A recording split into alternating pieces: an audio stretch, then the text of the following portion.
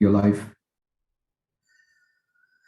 Hey, wealth builders, Simon Dixon here. It seems like such a long time since I've been live. I've been live on lots of other people's channels, and I've been live at some events which seem like such a long time. But today was obviously a very big day yesterday with the arrest of criminal Maszynski, the puffery master that was looking very puffy.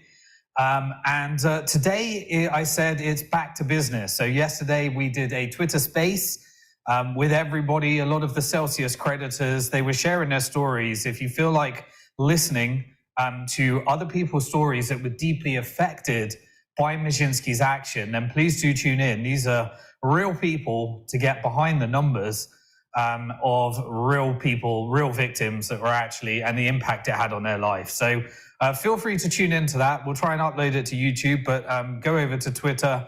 It was a live space that I did yesterday. Today, I'm going to be doing two things. There is a massive week next week. I'm not going to have time to go live. The team at Bank to the Future, our head of investment banking, David Kahn, has been putting a lot of time into doing some modeling and fact checking and trying to recreate some of the different things around the different disclosure statements we got for Celsius. So if you're a finance geek like me and you're not a creditor, hang around. You may enjoy this. You may learn something. But mainly going to be focused on deep content with deep detail for Celsius creditors around the Alex Maszynski arrest, how the CFTC, the FTC, the Department of Justice, the SEC, and every other 4 or 3-letter acronym affects the case. So the beginning of this, I'll be going through some of the impacts, but it'll be mainly focused on how it impacts the recovery for Celsius creditors. So I'm going to try and achieve a few things. Firstly, I'm going to go through what the actual legal updates were and how they impact the plan from my observation. Secondly, I'm actually going to go through what I think are the important factors when we're voting on this plan as a Celsius creditor in a comparison between the Fahrenheit plan and the BRIC Reorg plan and some other plans that may also be coming through. And finally, I'm going to give you a step-by-step of things, the next steps, and also things that could cause delays along the way as we are in mission, get the frick out of Celsius Chapter 11 in 2023. Okay, all right. So just while I'm waiting for a few more people, do me a favor. If you are watching this, then please do please do share this, particularly with any other Celsius creditors. This is live on either YouTube, Twitter, probably Facebook. I don't use Facebook much anymore. Maybe even LinkedIn, who knows? Maybe it's all working. Depends if we got the technology all working. But do me a favor, get the algorithm up, hit that like button. I want to reach as many creditors as possible because many of them are facing massive fatigue. And it's time to get over the fatigue because we are in a race to the finish line and now is not the time. Next week's going to be a huge week. And I'll share with you why in terms of progress. And this week was an absolutely massive week. So if everything's working okay, I'm going to share my slides and I'm going to go through those different sections. Now, brace yourself. I think we've got about 30 to 40 minutes of content, but I also want to go through this in detail. I don't want to go through the delays yet. I've got a few slides. Let's share that. Full screen mode. Azad will let me know if this isn't showing in full screen. But really the main topic of this is the disclosure statement, but yesterday we got the bombshell. Now, obviously, for those of you that have been following my Twitter a while, and make sure you are following me, we also created a Celsius Creditors Community Twitter group. We'll make sure that that's in the live chat or in the description below where you can get onto that one. And I'll also be doing a Twitter space next week after the next court hearing. Big week, as I said. So make sure you're around for all of those. But if you were following me, I did tell you, and I tried to warn everybody, as I have for the last year, that this month, 1 year from the Chapter 11 filing, was not going to be a good month for Alex Maszynski. And I'll share with you what that is and what the implications are, but more importantly, what it means to us as creditors, as not just justice being served, but how it impacts the plan and what are the things and some of the things we need to look out for. Okay, Right, so as always, this should not be treated as legal advice. I'm not a lawyer, I'm not a qualified lawyer, I just am playing the game theory of Chapter 11 and have some great lawyers that I'm interacting with in different parts of this and trying to share with you what I think is important that they're sharing with me, and also the strategy side and game theory that I've been seeing throughout this whole process. Hopefully, you've been listening from day one and you would have been 1,000 steps ahead of pretty much most of the moves that happened throughout this bankruptcy. I don't wish to brag about it, but really from day one, if you look at the videos about a year ago, now it's been confirmed by all the 3-letter acronyms. And I've learned an awful lot from everyone else within the community that's contributed in their unique ways. Shout out to many of you and the friends that we built over the years. I can't wait till we're out, but not legal advice, not financial advice. I will be discussing things. You have to take it as information for you to make your own decisions, and not tax advice. And there will be legal, financial, and tax implications into every move that happens next. So I just wanted to ensure that it's not being treated in that way. Right. So the news is, we'll start at the beginning, that yesterday Alex Maszynski, the puff master, looking quite puffy, has been arrested. And guess what? He's out on bail. He's going to be under house arrest. He had to give up his passport and various other documents. But he used, similar to Sam Bankman-Fried, some of his shares that he held, that he learned, that he obviously built up from our money, and also the apartment house, the penthouse that he has in New York, as a bond, as collateral, in order to achieve, I think, a $40 million bail. Great, creditors have paid for that, but there is good news. We will eventually, hopefully, be getting a lot out of that, and I'll share with you why and how that's turned out. Right. So why has he been arrested? Well, firstly, the SEC came along and said they launched a lawsuit against Alex Maszynski and Celsius. And they particularly said the following, and this is going to be sequential order of why they're important and why they all fit together and how it relates to the plan. So firstly, the SEC came along and said, Alex Maszynski, you're a lying scumbag in their own way. You lied about the loans that they were collateralized. They were in fact under collateralized, and therefore you were exposing people to directional risk. And he lied about directional trading, even though some of his early losses were where he jumped in on the trading desk, shorted Bitcoin, and had to cover it with client money. He also lied about that they had no leverage. They were actually engaging in leverage because they were essentially a fractional reserve bank, because they were not profitable. And they lay out the foundation about how, because it was not profit, those decisions were people's decisions to invest. And in the end, they were paying new depositors rewards with old creditors or old depositors deposits. He lied about the 80% revenue share. And also it's not just Alex Maszynski that got arrested. It was his co-conspirator that Maszynski brought in that used to work for a nice top law firm on a good salary. And the Maszynski method brought him in order to cover up some of his crimes. Remember back in the day, the CFO got arrested because he kept churning over the CFOs to try and hide his financial frauds.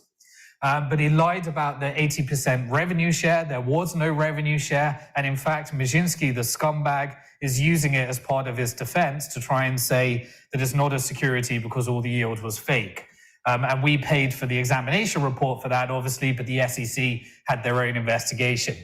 The SEC also said that he lied about the ICO and he tried to cover it up, that there was a big hole in the amount raised, misrepresented it all the way through, tried to take the tokens, sell them for his own benefits, and then tried to paper it up. And actually, some board members left. And when new board members came through, he tried to paper it up further.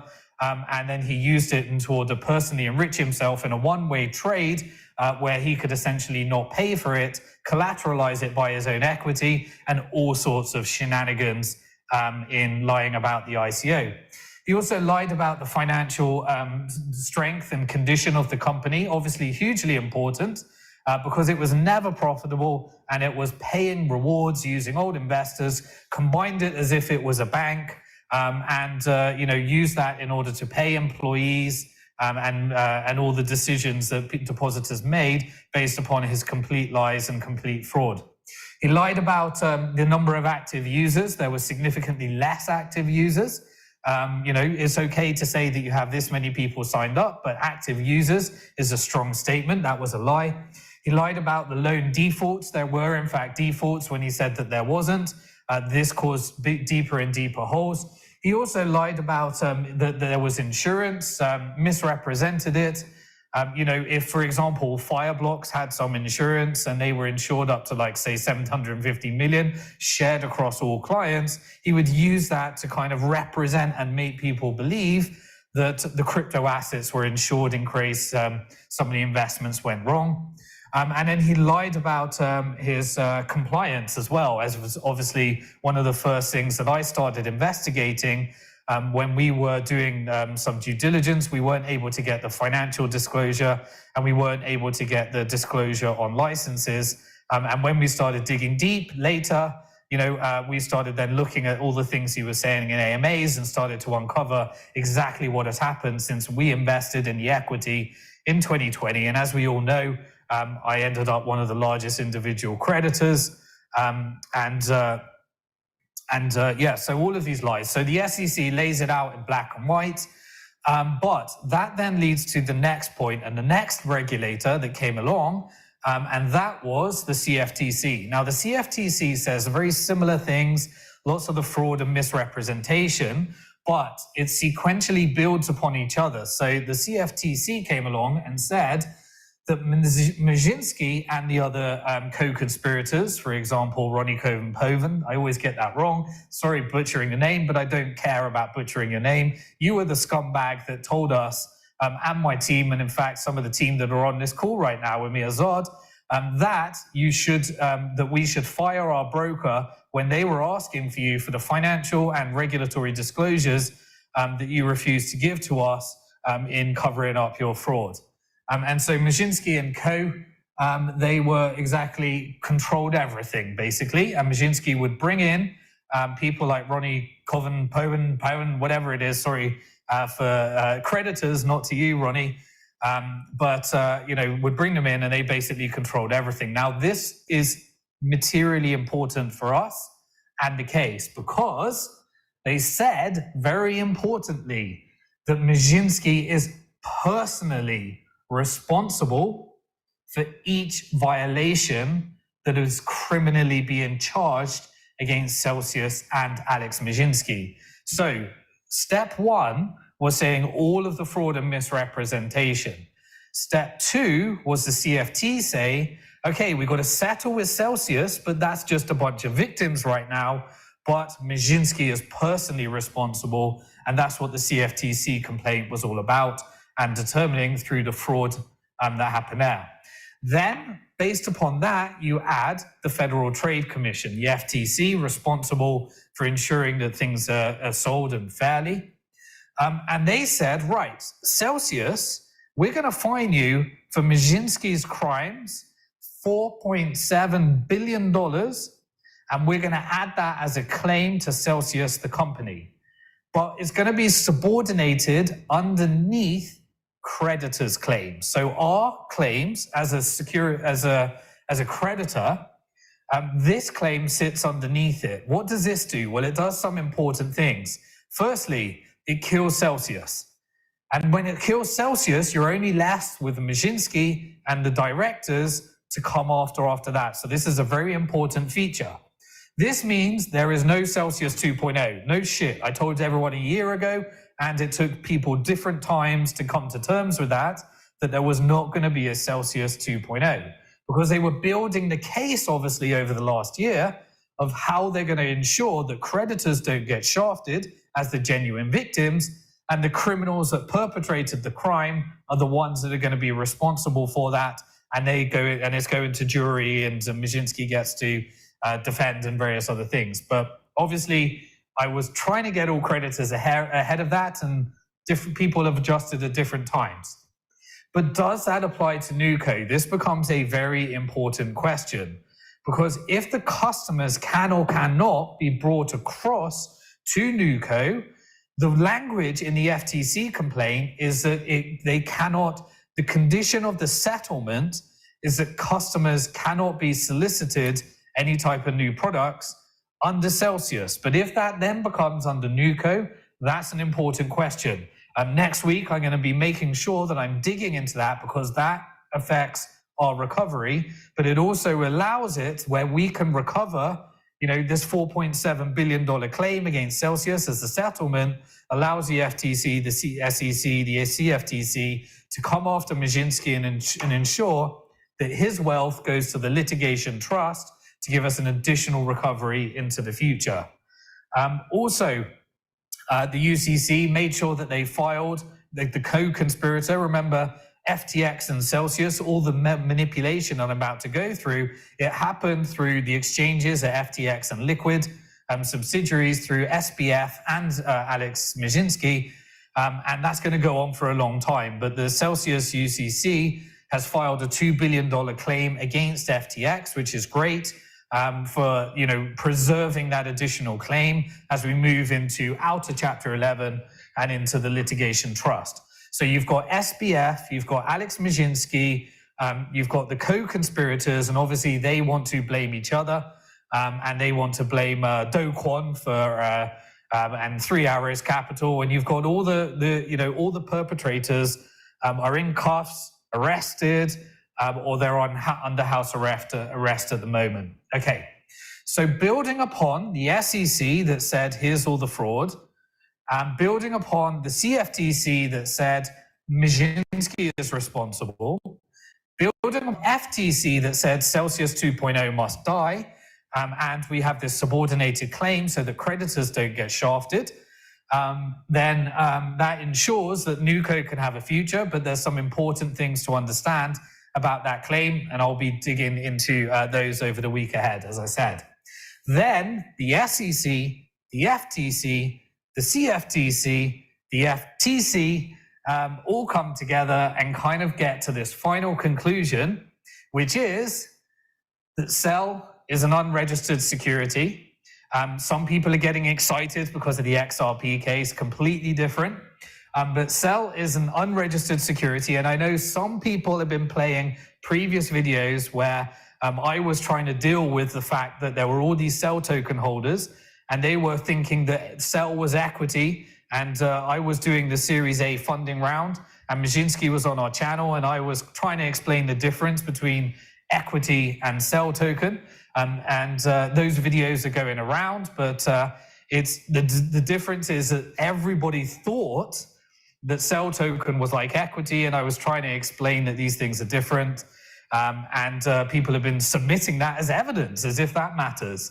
But Cell is a unregistered security according to the SEC, the CFTC, the FTC, and also the actions of Celsius and Alex Maszynski, the UCC, the FTC, and also Celsius, the debtor itself.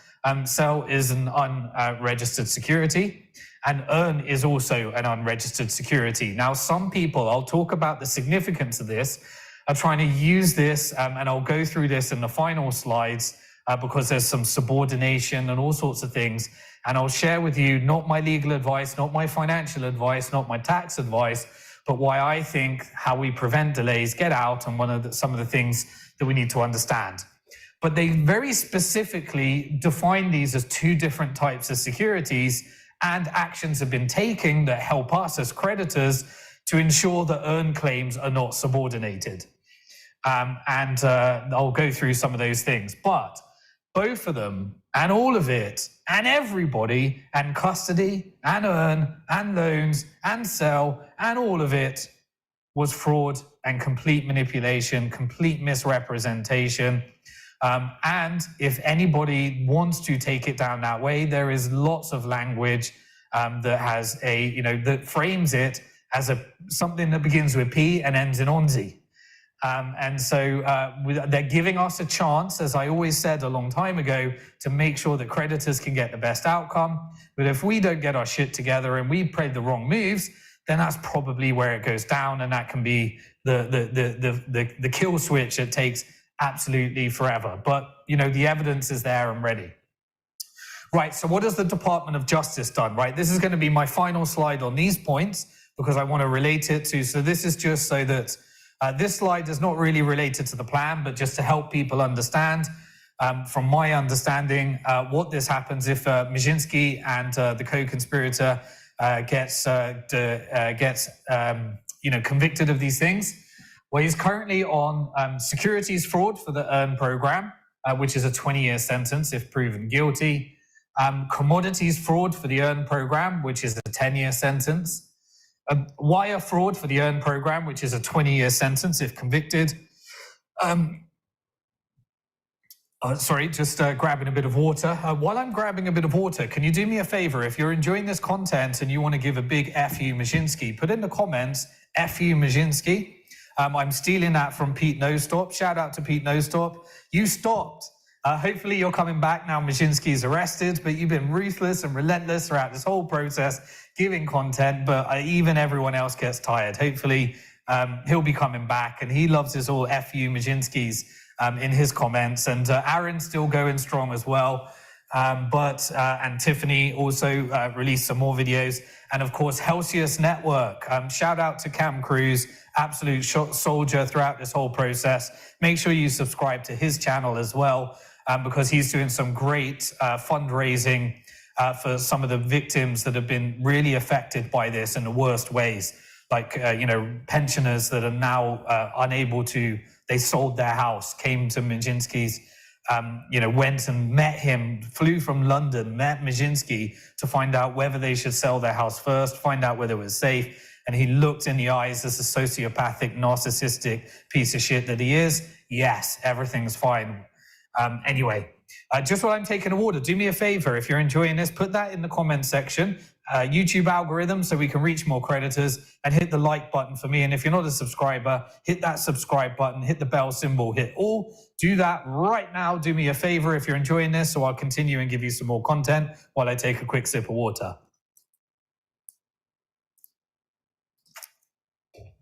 Okay, hopefully you hit the like button. If you didn't hit the like button, it's probably because you don't have an account for some reason, or you're an apologist for Mierzyński and there's only a handful of those left at the moment. Right, they also said that Cell is, there's separate charges on the Cell securities fraud. So there's another count there, that's another 20 years. There's Cell market manipulation. They shouted out that Mierzyński tried to orchestrate a Cell short squeeze from within the organization, decided against it. But remember, I shared which insiders, which employees actually ended up orchestrating the short squeeze and then made the community think it was them. And this was done through some of the insiders within Celsius. And then the community thought that they were on a mission to take down FTX. It was CZ and Binance in the end through Dirty Bubble Media's work that took down FTX and revealed all that fraud.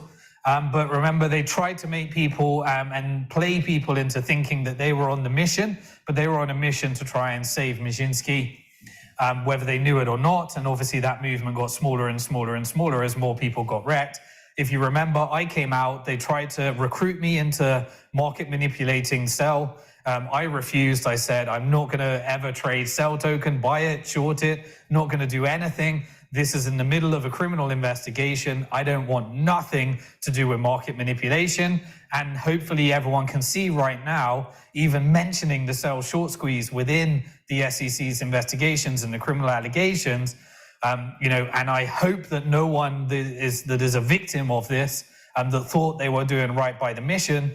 There's still time for all of us to unite around getting the best result for creditors rather than fighting for the criminals.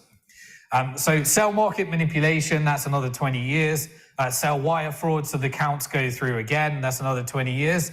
Total all that up, that's 115 years, depending on which actually does. So what's Alex going to do to reduce his sentence?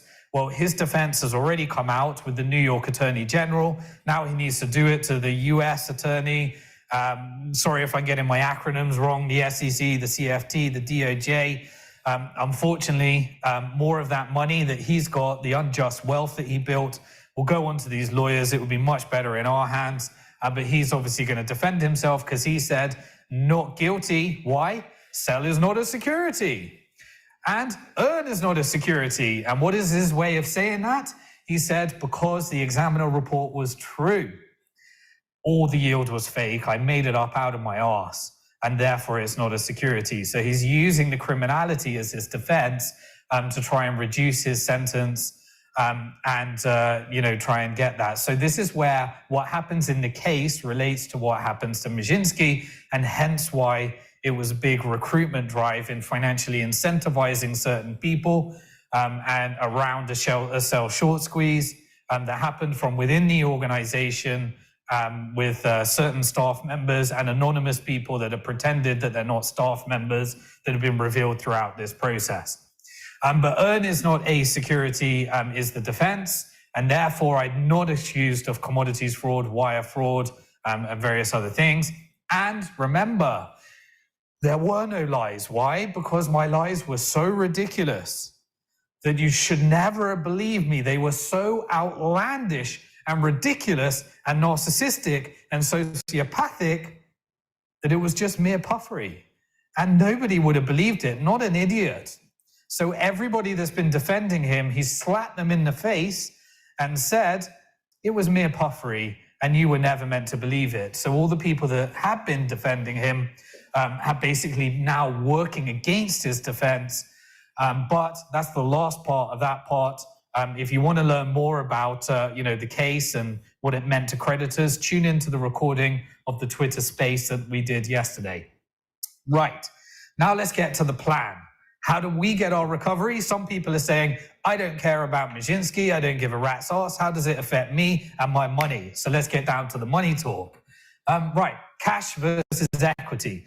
That's how we get our recovery. And by cash, I mean money. And by money, I mean Bitcoin. And by cash, I mean crypto as well. So put that all in a bucket. You got stable coins, you got dollars, you got Bitcoin, you got ETH, and you've got a bunch of things that may be securities and a bunch of things that may not be securities as well.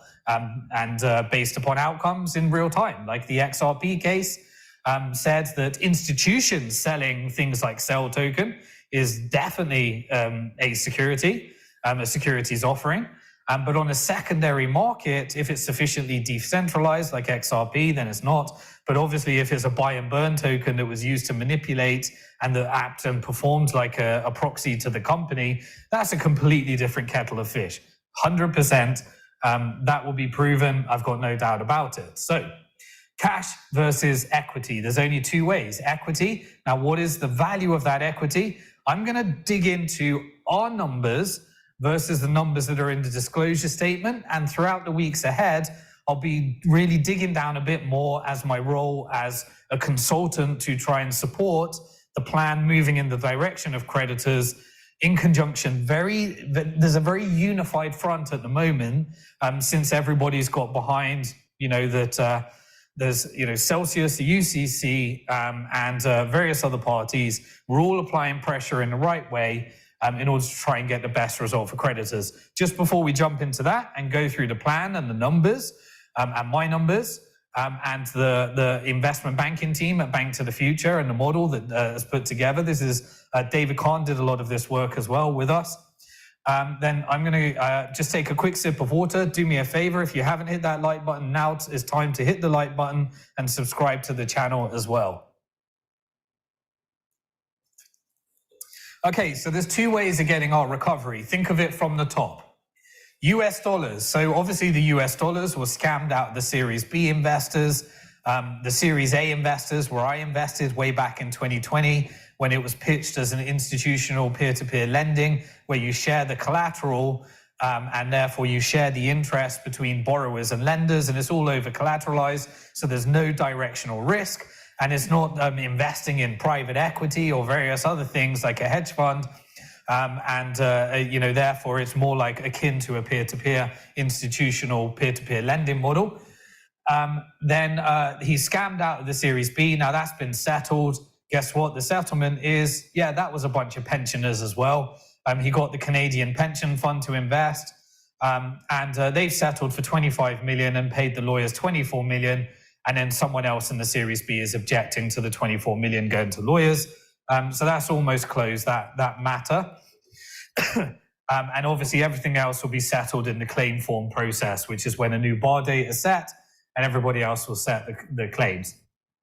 Right, so on top of the USD, so there won't be any USD left. In fact, they started selling our assets. So remember, they sold GK8, they sold some private equity investments, they sold our stable coins because they wanted to add that as revenue, make the business look like it had enough cash, and but it was essentially selling off our assets, reducing our recovery, so that they can pay the insiders. And guess what? The guy that got arrested yesterday, Ronnie Coven, sorry, I'm going to remember that name. I just know him as Ronnie.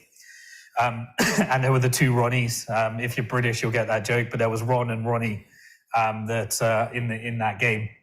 Yes, the USD Chapter 7. So they've been selling off those assets. And that just leaves really everything has now been converted to Bitcoin and ETH. Why? Because I tried to get it done when Bitcoin dominance was a lot lower and we were in altcoin season. But they waited till the bottom of the market, but now they've decided to get it over to Bitcoin and ETH. And now we've had a bit of a rally. So as far as I know, everything is now in Bitcoin and ETH, so that this is commodities being distributed and not securities. Very important. Securities cannot be distributed.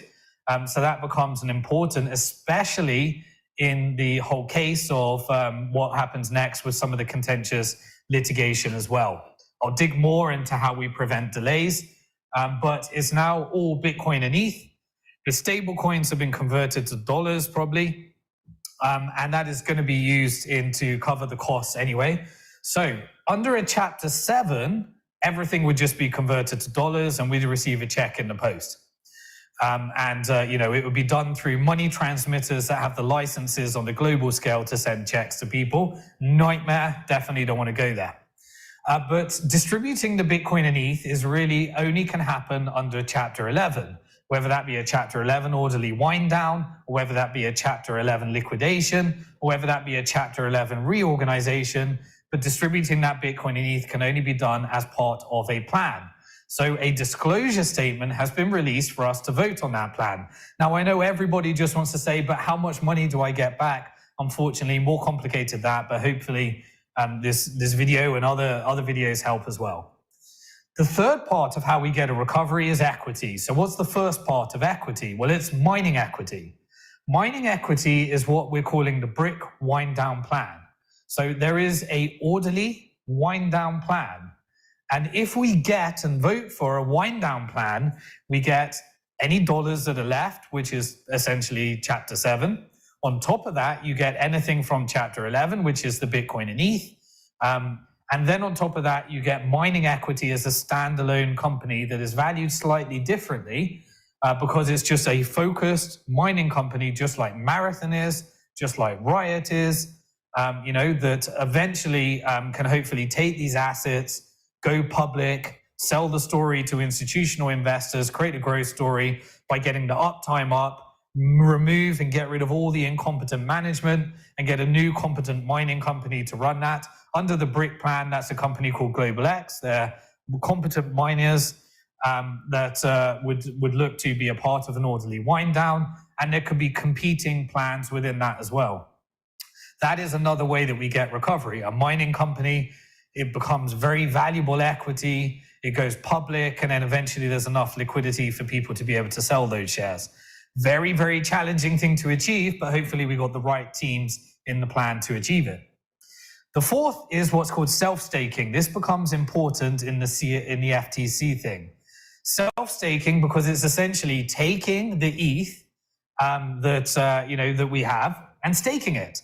And self-staking is simply putting it under the NewCo equity, and the NewCo equity being able to use the yield that is generated from staking to either reinvest in mining to try and make a bigger mining company, and also managing the investments. So making sure that we're winding down the investments or using those funds to make new investments, something that I know many people are scared of, including myself, because we don't want to go through the same experience as before. But this is essentially a reorganization plan. So now we're moving on to a reorg plan, and Fahrenheit is the sponsor in the disclosure statement. Originally, Bank to the Future put together a proposal last year of how to organize that and how to make the most of it. Then Nova Wolf outbidded Bank to the Future because they decided to put up cash. We were valuing the business more than the cash, and we were going to do a rights issue. And then Fahrenheit came along, and they did the competitive auction, and the stalking horse process took approximately over $1 billion of funds that they were going to take and got that down to about 450 million. And also under Nova Wolf and Figure, there was going to be some equity in that.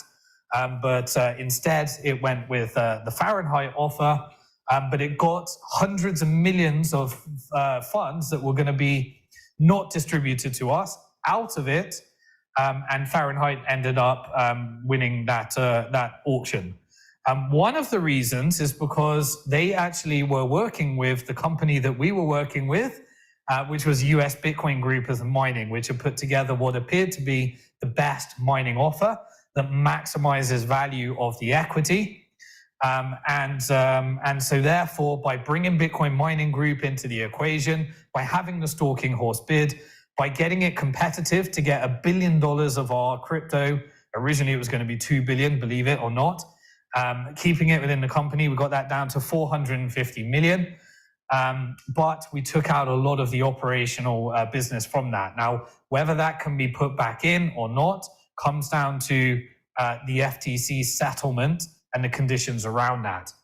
But if you want the maximum opportunity of recovery, then you also build a business around loans and you build a business around securities. So the original Bank to the Future bid, we went through a reorg that had all of that in it to try and maximize value, and then it gets stripped down bit by bit until eventually, you had Nova Wolf came along and they were going to be doing a bid for that. And then it went down to self-staking and investments under Fahrenheit Reorg.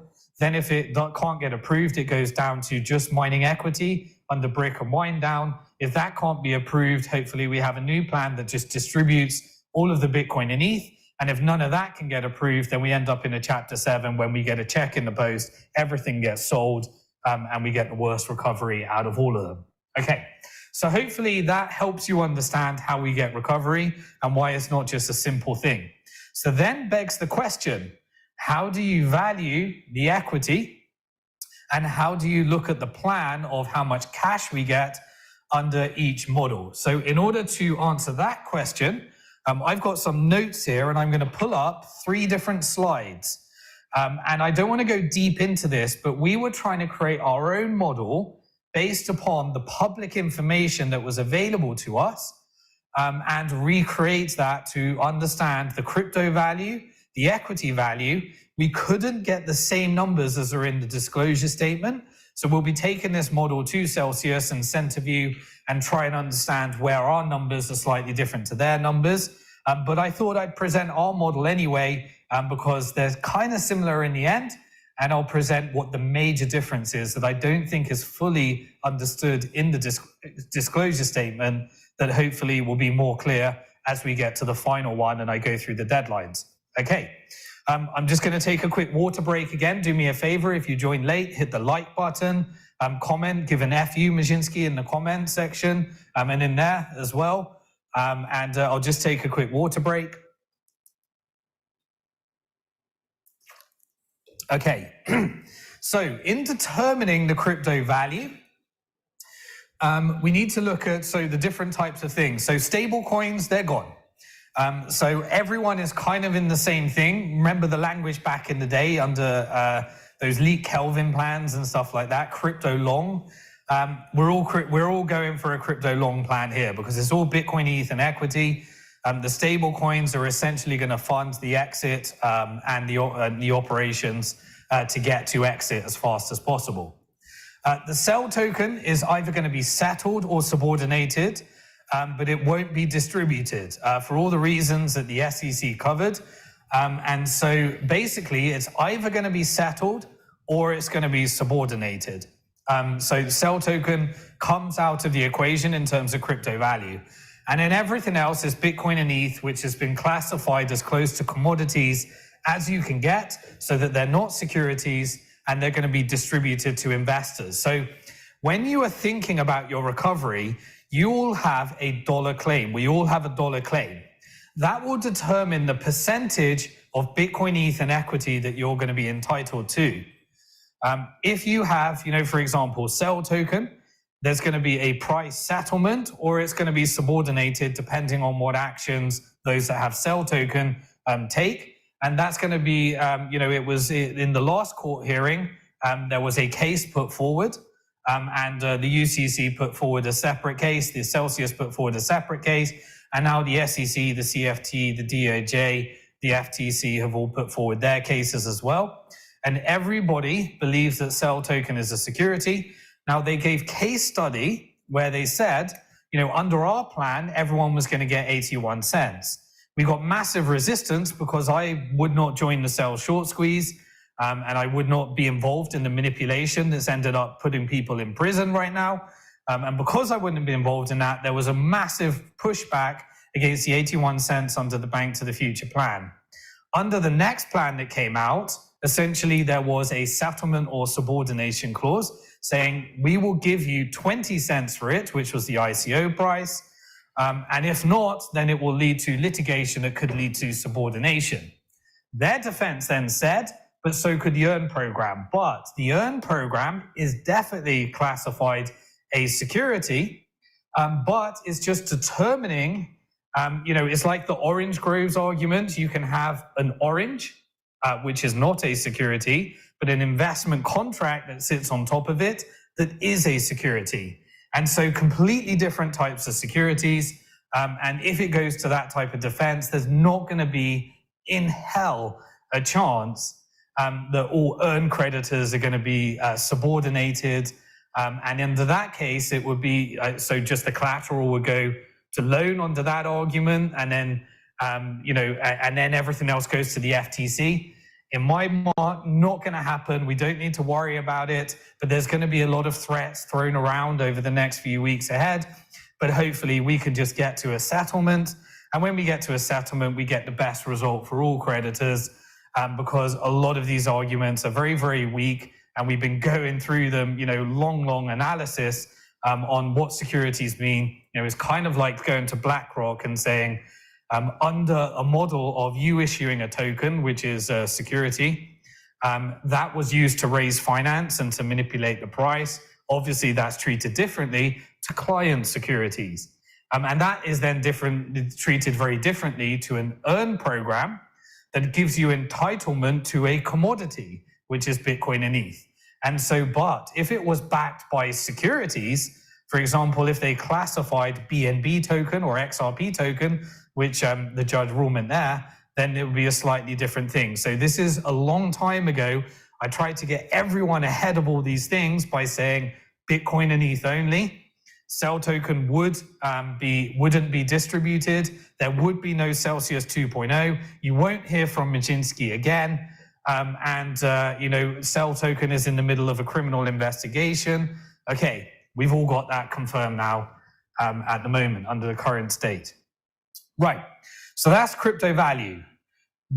So essentially, the price of crypto on the day the bankruptcy was filed, minus any subordinated claims, determines the percentage of this estate that you're entitled to. And the estate's going to be a Bitcoin distribution, an ETH distribution, and an equity distribution. Right, now we got that. We want to maximize our crypto distribution to lower the risk and maximize the equity value. That's the game that we're doing here. And we've still got for the, before the disclosure statement is final, in order to try and achieve that and tweak it slightly. Right, so this is where I'm going to go through equity value. And this comes down to 3 slides. Equity value. Now remember, all of those things about legal, financial, tax, those are all just my opinions. I'm not a qualified lawyer. I'm not a qualified tax advisor. I actually did my exams in financial planning back in the day, and when I used to work for a company on that, but I'm no longer that.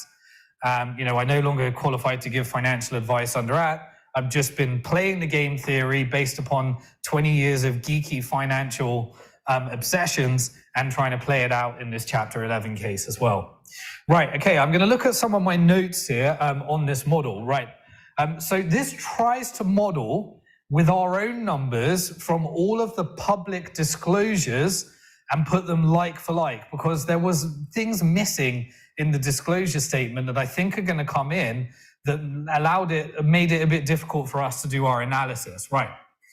So first thing, you've got here two columns. You've got Fahrenheit NUCO and you've got the BRIC or the orderly wind down NUCO.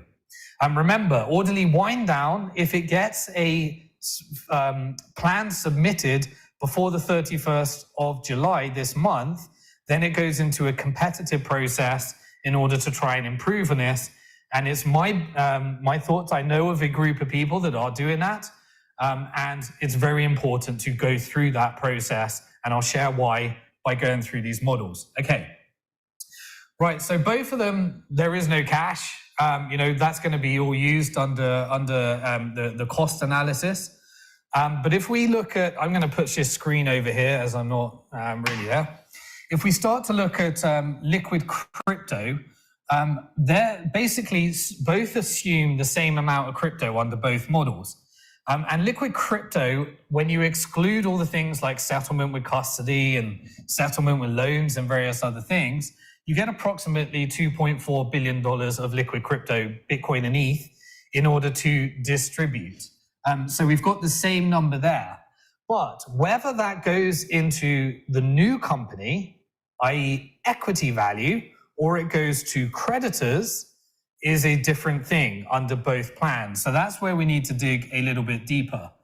And so under the orderly wind down, any proceeds from institutional loans, which they put here, we get 75 million as an estimate, would go to a distribution to creditors on top of the $2.4 billion. The same thing would happen under the Fahrenheit plan, but that would go into the company, NUCO, and it would be contributing to creating a bigger equity value versus going and being distributed. Okay, so that's the first important distinction. The second is that under both, there is funds that, DeFi and staking. We put 128 million goes into both those there. So that adds the amount that's available for distribution. Custody, they're settling at the same, the same level. It's the same amount here. So we've got 253 that, is available on top of the 2.4 billion that's allocated towards them. Then you've got retail loans. That's included in the because the collateral was commingled. And then you've got mining. Now, here's the difference here. Mining under Fahrenheit using what they call a waterfall in the plan is valued at approximately $1.4 billion. So they're saying that a mining operation under US Bitcoin Group is $1.4 billion of value. Now remember, that also includes, we don't want to double count here, a bunch of all the cash and the distribution. So remember, under Fahrenheit's plan, a bunch of equity, a bunch of crypto goes into the company, the 450 million. And so that's factored into the valuation of the mining company because it also has 450 million of cash, essentially. But under the Fahrenheit, the orderly wind down plan, they basically say that mining is worth about $500 million. And they apply a discount to that because they're basically saying that, they apply a 20% discount in order to try and get the value. So let me go through some of my notes here to ensure that we've got the difference here.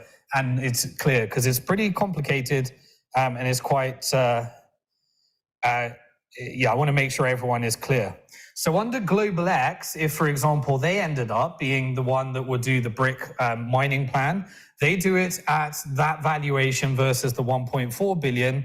And so the value is redistributed, as it were, to increasing equity value. But if you take the 450 million off, you end up with a mining company, if you take the cash out, that's valued at $1 billion. Under this plan, under the orderly wind down, you end up with a mining company that's worth about $500 billion. So there's $500 million of additional value for locking up a bunch of the crypto in the equity under these assumptions, which obviously equity is a longer term, higher risk model versus getting the distribution back. And so really you get net equity value under Fahrenheit, let's take the cash out, of approximately 950 million if we're comparing like for like, versus approximately under the orderly liquidation by applying the 25% discount that it discounts it for, you end up with that 424 million. So there is approximately an asset value gap of the equity of 525 million in favor of Fahrenheit under this plan. So 525 million of additional equity value is created under this plan, which really is the major difference when you're looking at the equity value. Under orderly wind down, it's probably a more realistic valuation of the mining. But then you've got this model where you're self-staking to fund the mining business, and then a bunch of institutional loans and DeFi goes into the company, and then they can make additional investments with the money to try and get the additional value under that model. Again, if anyone sees anything that they think is incorrect under these models, then more than happy in the comment section to take the feedback. I just wanted to get this information so that people could see where we're going next. Right, now we've got the next diagram under the equity model of how we determine that, and that is really the costs. Now the costs, so we've got this, this model of what all the equity and the distribution is worth on the asset side. Now we look at the cost side. So I'm just going through some of the assumptions. Right, so looking at some of the costs and just looking at some of my notes as well, so I can get that. The same costs for both are about 150 million in terms of the litigation trusts, the administration claims. They're going to be the same under both plans. So 50 million goes to litigation trust. Then there's those professional fees. We're assuming that the 100 million would be the same under both plans. And so that 150 million is like for like in order to come after those things. But the key differences are as follows.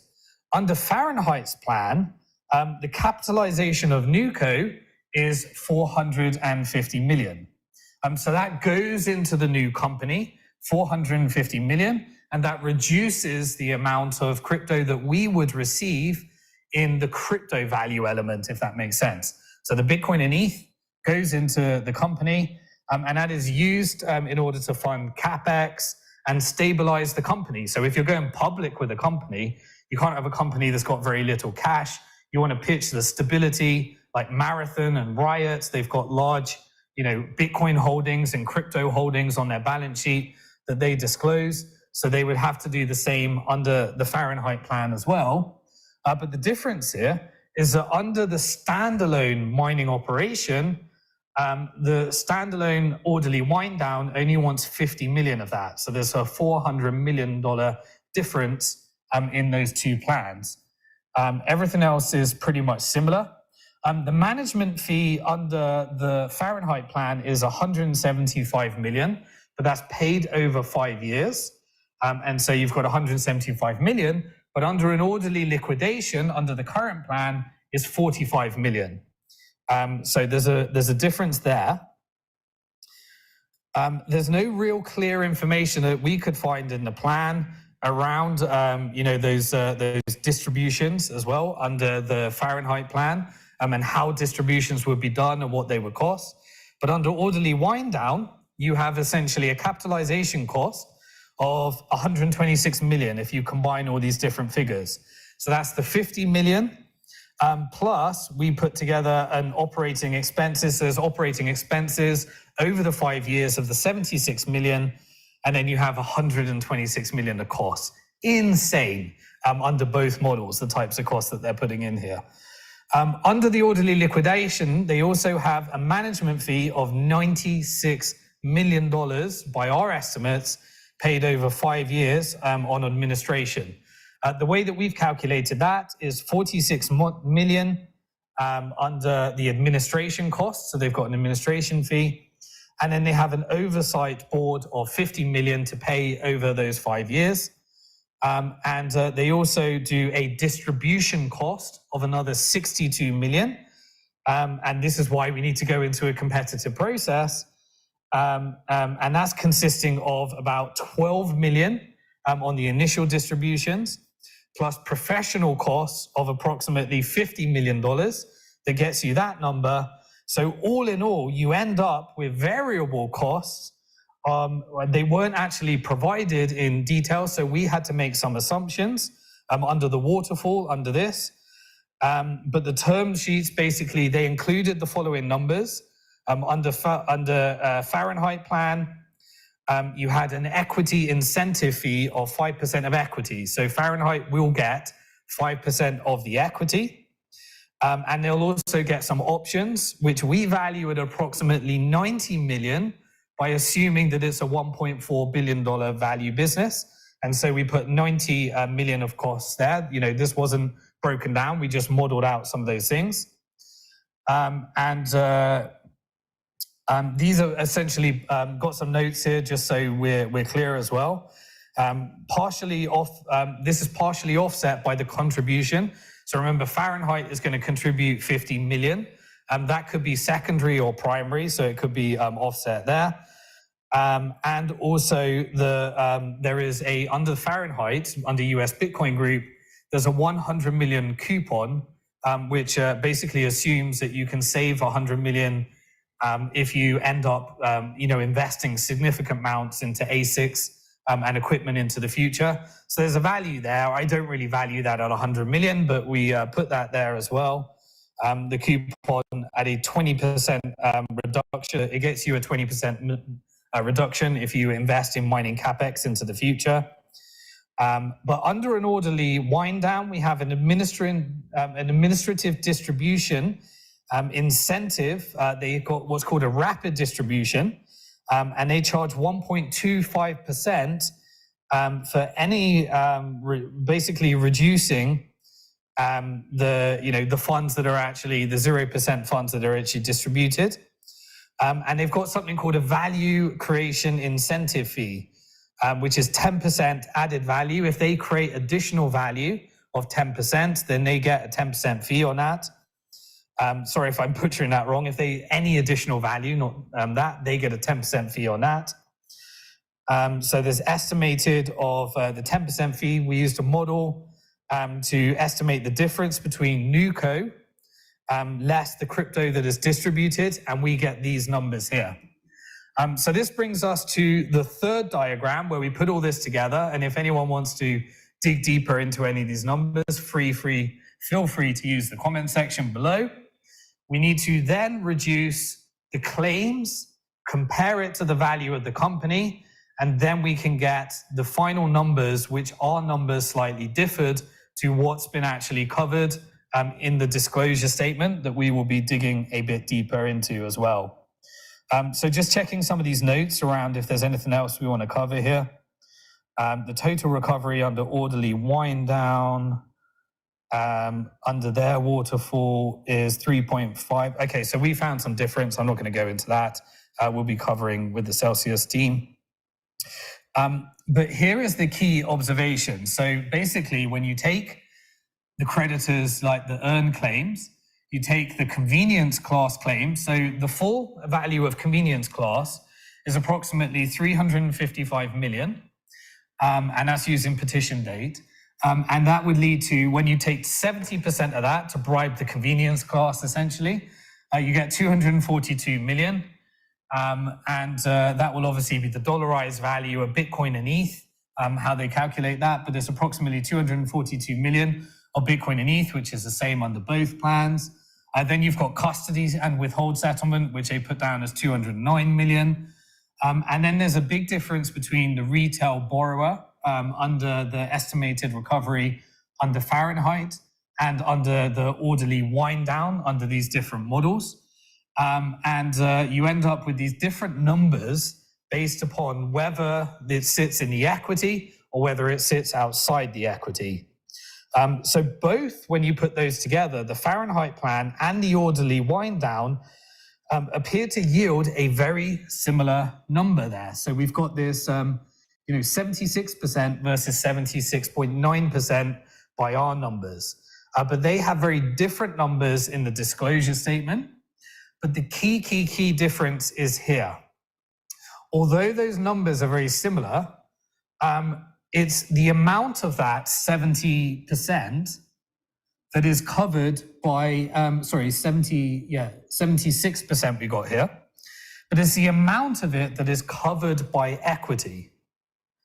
Under the Fahrenheit plan, 41% of that recovery value is dependent upon equity performing and meeting the assumptions. Whereas under the orderly wind down, only 12% of that recovery is based upon equity meeting those assumptions, and there's a lower value that it can outperform. So the risk is that Fahrenheit, there is a lot more of the distribution locked up in the equity versus the distribution of having that higher distribution. And it really comes down to that additional 500 million that is in the equity valuation and achieving the goal and having a business that is bigger than these different things. So it really comes down to this. So now I'm going to go back to some of the slides. Let me check I covered everything in that. So basically, we calculated the return to retail borrowers to be approximately 339 million. By essentially applying the offset. We don't know what the settlement's going to be next week, so that can adjust, but just simply applying the offset in the plan. It is unclear how retail borrowers will achieve the 83% that was really in the plan in the disclosure statement. We couldn't reverse engineer that under an orderly wind down. So we want to get some more clarity on that. And that will be next week to try and do that. But a recovery is approximately 65% for both options, but we added in a few different things here. This is an interesting one. If you look at, there is likely to be a percentage of funds that are unclaimed for various reasons, whether it's people that just don't want to claim them, don't want to dox themselves, don't want to go through the process, don't want to go through the tax situation, whatever it may be. But we found that there was approximately 10% of funds that became unclaimed in both the custody and withhold from the last numbers that we saw. Assuming that is the same, there may be a big chunk of money that is not claimed through this process. And under Fahrenheit's plan, that would go directly into NewCo. Under an orderly wind down, that would be distributed to creditors. And it could end up a significant number based upon people deciding not to withdraw by a certain deadline. And so that actually does end up making a difference. It's similar for both, but one goes into equity, the other goes through a distribution. Okay. But when you factor that in, that's how we got this 75% by including that number as well. We don't know whether that's going to happen, but my guess is that it may happen. Equity represents a substantial part of the plan. Under Fahrenheit, 41.4% of it versus 12.4% of the recovery under orderly liquidation, unless something in our numbers is actually wrong here. So what can we conclude putting all of this together and showing you how we got there? Reorg versus wind down. Firstly, those undefined, those claims that may not be actually claimed, unclaimed claims, let's call them, funds, can actually help. And they help more for under an orderly wind down, or they help more to value the equity under that. Both wind down and reorg under the current pricing is similar, but less equity heavy recovery. That's what we get as numbers. So I said that 41% of the recovery is achieved in equity under the Fahrenheit plan, and 12.4% is dependent upon equity under the BRIC plan. Wind down, here's what we need. Wind down with lower costs, and better mining is probably where we get the maximum outcome, because US Bitcoin Group, under their mining model, which is under the Fahrenheit model, is valued significantly higher even when you take the cash out versus the current model of Global X. So if for any reason, there was a setup where US Bitcoin Group could work with either the Reorg or the orderly wind down, that's one scenario where you can compare like for like under that type of scenario. But making sure that we get better costs, and remember the Bank to the Future orderly wind down was significantly lower costs, and if we can get a competitive process and also mining that can actually factor in that additional $500 million without having to put the additional $450 million cash, is where we get the ultimate. And that's a mining concern on its own with higher distribution, lower costs of an orderly wind down, and better mining. Or we go for significantly higher equity value because there is some kind of additional business under that. And remember, we're talking about, staking as a service, securities, loans. So either those businesses can go back into the Reorg in order to drive the value there, or if we go for wind down, we get lower costs and we still got the competitive process there. So in summary, that is where I'm really focusing my energies and efforts. How do we get there? Well, there's a few things. So firstly, what's the timetable of what happens next? So I'm just going to go through, pull up my, make sure I've covered everything. Just while I'm doing that, make sure that you hit the like button if you're enjoying this, if this is useful to you. And I'm going to go through some of the deadlines if you enjoy this. So 17th of July, Monday, next week, there is the earn and loan mediation. There is going to be proposed settlement sent through from both the loan group and the earn group, and hopefully they will reach a settlement from that, and we will find out, what the outcome of that is between loan and earn. That happens on the 17th, so that will determine, that's one of the next things. After that, we've got a court hearing on the 18th, so I'll be doing a Twitter space afterwards where I'll be going through everything that happened on the court hearing. We'll see the agenda that comes from that.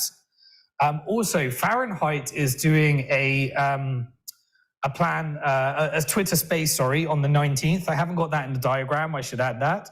Make sure that you're signed up to that on the Fahrenheit. I don't think there's a way of signing up, but you can submit your questions in advance, and then they'll be going through the scripted version of the answers because it's reached that critical phase.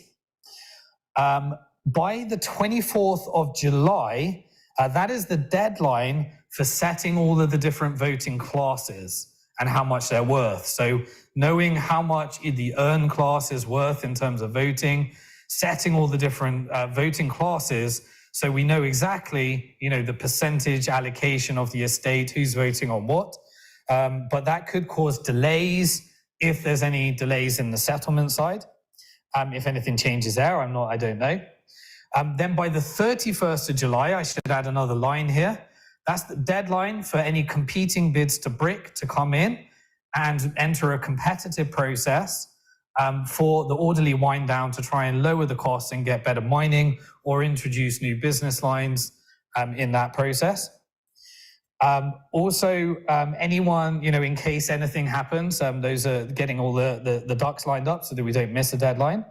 3rd of August is where we have, the operation deadline for the disclosure statement. So by the 3rd of August, if we don't get delays here, that should be the final disclosure statement. We'll give our feedback, what we think's missing. We'll look for additional waterfall analysis, anything that changes in settlements, those things.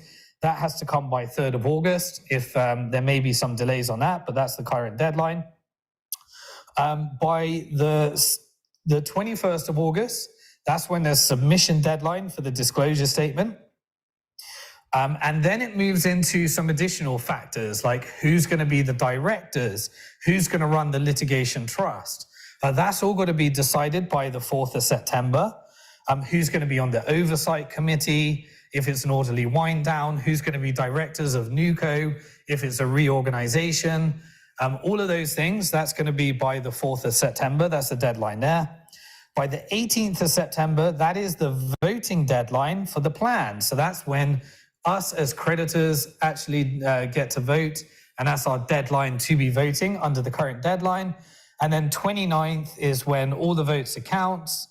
You have a confirmation hearing, and if it's a vote yes upon the plan, then that will be by the 29th of September, as long as there is no additional delays. So the final couple of slides that I want to go through to end this presentation is things that can happen from here and cause delays.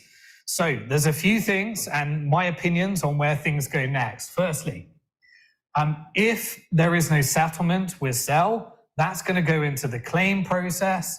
And my guess is, based upon the case study, the case law that we've seen, Cell is a security by everyone that has an opinion in this case, and any regulator is likely to be subordinated, which would mean zero recovery. That would basically, if it's not settled, at the moment, the plan has a settlement in it. If you vote yes for the plan, then you get 20 cents. And if you disagree with that, then it can go into some kind of process on your claim form if you think it should be higher. But if it is not settled and it goes to litigation to try and dispute that, then it's likely to be subordinated, in my opinion, not legal advice, not financial advice. But the opportunity for the 81 settlements was a long time ago when we were trying to get this shit done before shit hit the fan. Shit has now officially hit the fan, and that's in the plan. There is a settlement, and that's really what I think, the different decisions to make from here with those that own Cell token. Earn is a security, but the underlying asset is a commodity. And I think there's a very, very strong argument that everybody was defrauded. The underlying asset is a commodity, so that won't affect distribution, whether Earn is a security or not. I can't see that ending up with, because Cell is a security, we're going to come back with Earn as a security and subordinated. I don't think that's going to happen. You get your own legal advice. That's where I see it going.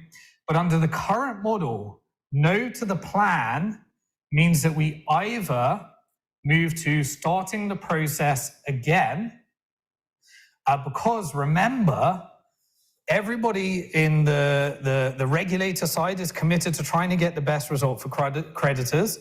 Chapter 7, dollarize everything, is the worst plan. And so there is still a fiduciary duty, if possible, to get a better plan.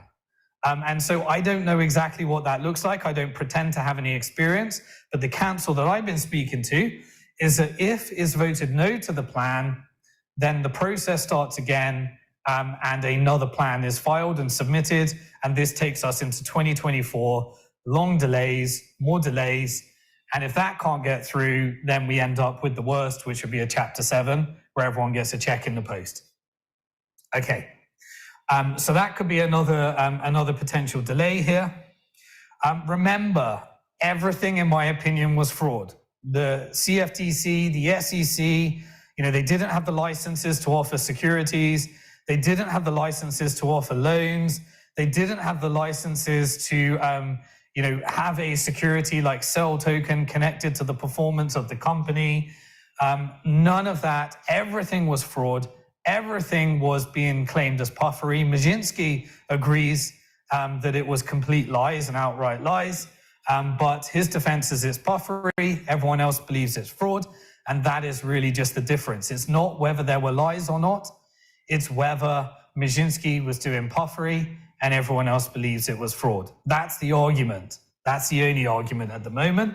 And if it wasn't, then you're ruining Maszynski's defense, you're ruining Creditors' defense, and that's what everyone needs to understand about it right now. And we need to have a competitive process for the wind down, which is the current process. And depending on where that goes, there may be some additional delays because that then affects the disclosure statement if you enter into a competitive process, because the alternative is we end up with essentially two plans that are the same.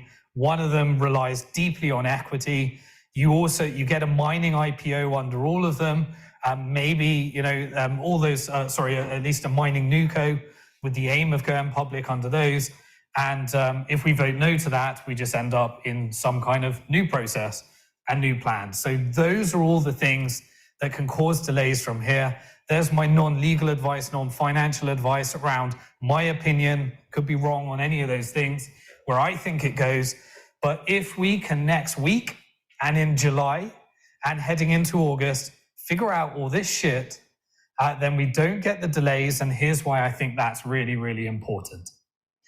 I still believe, oh, by the way, I just wanted to do, just before I go through the final slide and I end this presentation, how we doing? Did I stick to the 1 hour mark? Okay, 45 minutes, not bad. I think I'm going to be done within the next 5 minutes.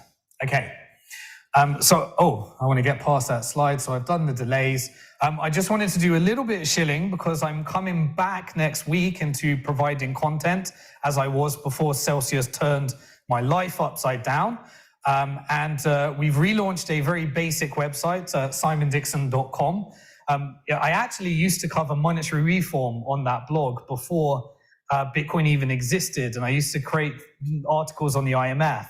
And I didn't renew it, and the domain got hijacked, and I just bought it back for a significant amount of money, and we just put a basic there. But this is all around preparing yourself for a Bitcoin and CBDC world. We'll be giving some content next week and continue on that, but feel free to go to simondixon.com. A couple of bribes if anyone wants to go there. I'll give you a free digital copy of my book. I'm writing my new book, and now Maszynski has been arrested. It closes that chapter. And I look forward to sharing many different parts of that on everything we've been through. It's a significantly better book as a result. I've been writing it throughout. That's prepare people for a Bitcoin and CBDC world. I'll be writing my next book, but you can get the first published book to include Bitcoin and CBDCs, a digital copy there. Also in 2020, I created a 4-part video series under the Retirement Plan B series. That was preparing people for what came next. You can get that free video series in the membership site.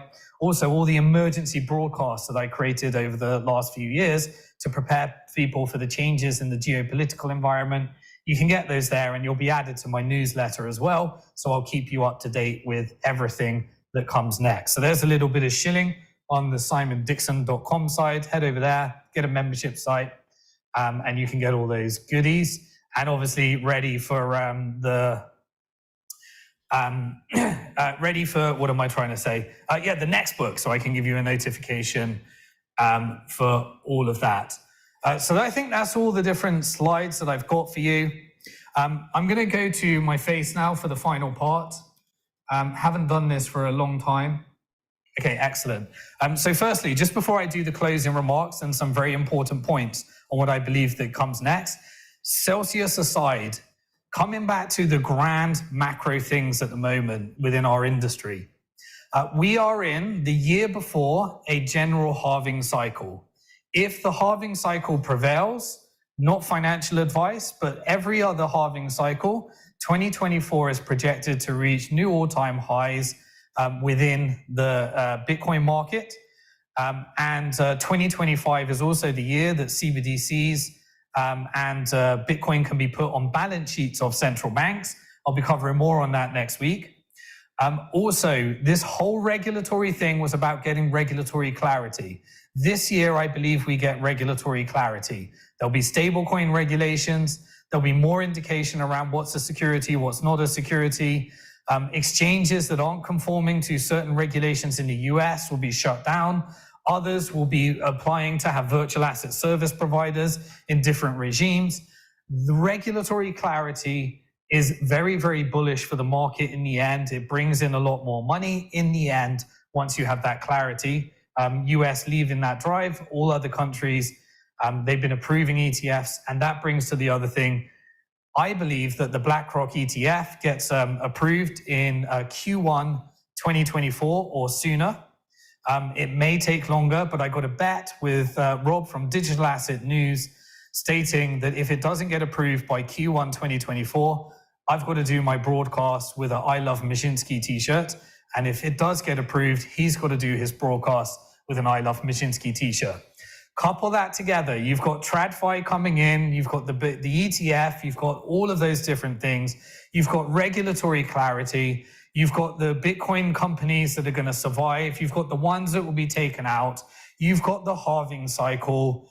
All of that together, I think, means that a special year in 2024. And I do not want Bitcoin to allow us in 2023 to get crypto whole, because that means that the FTC gets everything.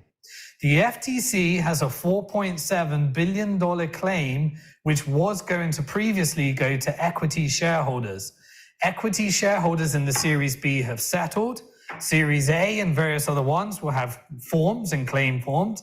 But under the current model, all of these claims that we've gone through in this presentation are unsecured claims. And the FTC has got a $4.7 billion one in order to ensure that Celsius 2.0 doesn't reemerge and to ensure that that liability goes to the criminals that will be persecuted and having their defense in front of jury to do their puffery claims and state that this isn't a security to try and keep themselves out of prison.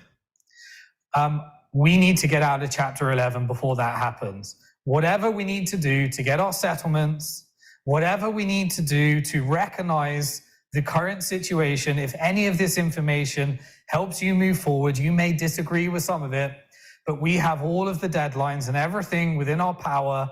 And if we litigate any of these issues, I will do everything within my power to avoid it, because here's what's going to probably happen. Loans will say that, a Cell token will say it's a security. They will get subordinated most likely based upon what happened in Lehman Brothers and all the other cases. They won't get their settlement there. Loans will then litigate, and it will probably go into saying it was an illegal to use our collateral as a security, and because it didn't have the lending licenses, and therefore EARN should be subordinated. And then EARN will retaliate and say, well, we're going to then object to that the EARN is the property of the estate, and we're going to go in the end for a Ponzi clause, and it's just going to go round, and then it's going to go into the intricate details, just like Series B of what the terms of service said, what was fraud. We were all defrauded. So let's get our shit together. Let's get our negotiations on the table. Let's understand what the different games are, and let's get out of Chapter 11 in 2023, because the alternative to that is that Bitcoin goes where I think it may go, not financial advice, in 2024. They decide to make us all dollar whole. They keep and the crypto then gets to, the excess crypto goes to the FTC, and we end up having to buy back our crypto with less crypto, none of the equity, none of the Bitcoin and ETH that would have been distributed that we get to benefit from in the meantime, and worst outcome for all. Then we chuck it into Ponzi determination, and then we end up in Chapter 7 and dollarized claims for everybody. We don't want that. We got to get our shit together. And that is what these deadlines that are upcoming. And I really hope that all of us can really do what's right for creditors. I think we have been given a gift by certain regulators. The announcement said they're doing the right things for creditors. They're throwing the perpetrators under the bus. They're making the right moves. Now we need to make the right moves. Let's put it into a competitive process. If we can't get a reorg done, we have a competitive process for the orderly wind down. And then we have a process of making sure in a civil way, we get to the right plan based upon the right value, based upon the right people, doing the right things with the right board, and remembering what this is all about. And if you don't know what this is about, it ain't about numbers. Listen to the Twitter space that I recorded yesterday, where this is real people that have been driven out of their home, that have been defrauded of their retirement plans, that have been made homeless, some suicides, some prevented suicides, and a bunch of people that have all been affected in different ways. And we need to think of them, because that's what this is all about, getting the best recovery for every creditor. And yes, I'd love to make as much money as I possibly can as a recovery from this. And I'll do everything with all the resources that I can bring to the table to try and achieve that, as I have done over the last year. And we get out of Chapter 11 in 2023. Let's get our shit together. We can be unified as one creditor unit. We've got a few different things to get over, but all the information is out there. Nobody needs additional information. Read the SEC reports, read the CFTC report, read the examiner report, read the DOJ report, read the New York Attorney General report. If you don't want to read any of that, then just watch some of the community's short videos, or watch some of my videos, my long form videos where I just can't do it shorter, or join the Twitter space. And we'll be starting next week from next Tuesday. And I don't know when they're going to have to stop, because I think there's some shit that's going to go down next week that may drive us to needing to be, more behind the scenes. But I'll continue to give the information that we can give. And so that's always where I want to leave out on another live show. I haven't done this for a long time. Always remember, you are alive at one of the most interesting and exciting times in financial history. Many are going to get wrecked. Others are going to do really well. Let's get the best recovery we can for creditors so that they can be rebuilt throughout 2024. And we can be on the right side of financial history with one heck of an education and one heck of a bunch of friends that shared a common, crazy situation over the last year. And I look forward to covering it and really being a part of the book, seeing the documentaries, and being a part of one of the horrible moments in financial history that hopefully leads to an amazing education for everybody, and a recovery, and some good karma and some bad results for those that have done bad karma. And I leave it to the justice system and the universe to determine what's the right outcome for people based upon all of the actions of all the different people, but always remember who it's for. Okay, peace, love, unity. I'll see you on the other side. Look forward to lots of arguments next week, but we'll come out the other side because we've got a common vision of doing what's right for